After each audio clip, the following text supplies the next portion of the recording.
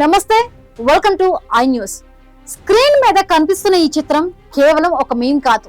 ఇది మన దేశం ఎదుర్కొంటున్న ఒక కఠిన వాస్తవం. చూడండి, భూటాన్ దేశంలో పెట్రోల్ ధర కేవలం 64 రూపాయలు మాత్రమే. ఎస్, లీటర్ కు 64 రూపాయలే.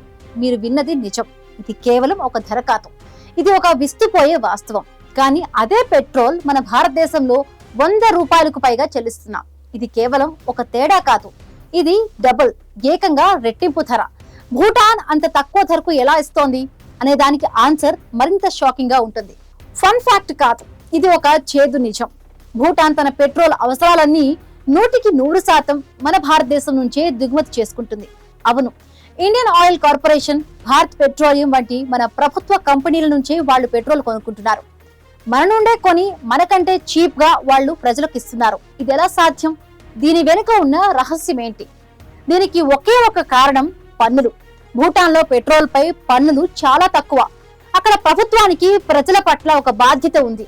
కానీ మన భారతదేశంలో central excise duty, state VAT, అదనపు సెస్సులు, డీలర్ కమిషన్లు అన్నీ కలిపి ఆ 100 రూపాయల బిల్లుగా మారాయి.